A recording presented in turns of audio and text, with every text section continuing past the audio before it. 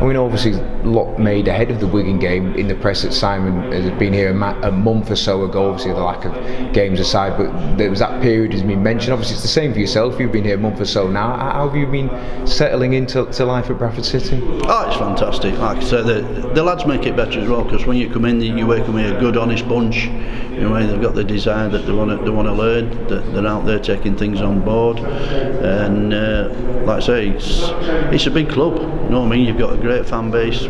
Sorry, we've got a great fan base, and hopefully, like I say, we can take this club to where they want to go. I mean, the gaffer's been there; he's done it 4 times. You know, from League One, and hopefully we can do it again with this club.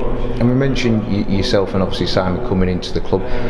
Obviously, you've had this great partnership going down several years. Am I right to say, did it start at Leeds United? Obviously, when Simon took over there, is that kind of how you two kind of came together as a duo? Yeah, it is. Yeah, I was at Charlton Athletic when Simon first got his job at Blackpool, and he was asking about players. You know, if we got any young players coming through and what he could have on loan. So we just started talking from there. Then I ended up going to Southampton.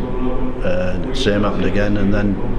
Talking about players, and then at West Ham, and then Alan Cable's resigned at West Ham, I think in about November time, and then Simon ended up getting the job, I think, at Leeds in December,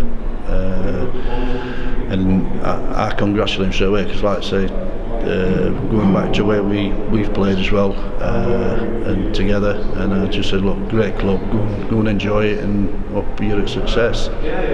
And then I went, yeah, he says, I will do. I said, thanks for that. I said, but I want to bring you in as well, which, like I said, just took me back by surprise a touch, and I went, oh, fantastic. But I couldn't go straight away because of the West Ham, what were happening, so I had to wait for the contract side of it to work its way out, and then I think we're about end of January that I ended up joining him, and then been with him ever since. And I love the guy, I love him as a person, love him as a manager, working with him and under him, and I hope he does the same, and like I say, I hope we have many successes as well.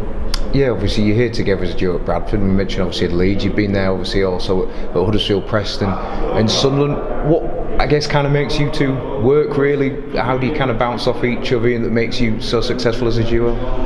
I think we need enough like the same things in football. We talk about normally what we want. You know, we understand the game, and I understand what he wants. I think he knows me now, how I am and what I want to do, and I think we just, you know, bounce off each other. But like I just said, I love working for the fella. You know what I mean? I think his football knowledge is very good. He understands the game. You know, I've learned. Listen, he's younger than me, a lot younger than me, and I've learned a lot of things off him. You know what I mean? As what he's done as a manager, and like I say, I think that's why, you know, we get on well off the field as well. And yeah, it's a pleasure to be his understudy and working under him. And also, like I said, we've had Ian with us as well. Ian Miller, he's been with us, you know, through all these clubs. So yeah, we make a good trio.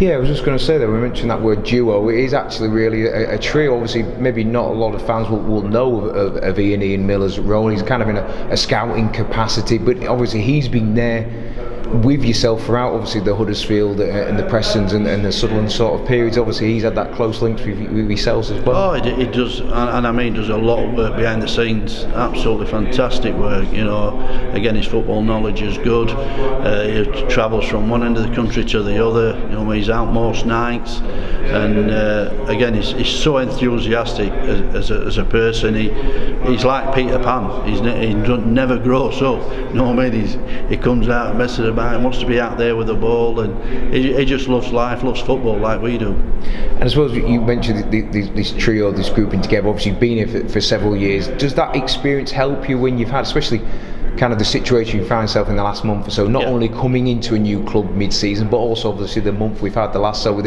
the stop-start nature of the weather? I suppose when you gain that experience down the years, it kind of helps you. You know different situations how to respond and how to act accordingly, I suppose. Of course it does, yeah. You know what I mean? Like he'll ask questions. We're not like me and Ian are not like yes men all the time. No, I mean, yeah, of course.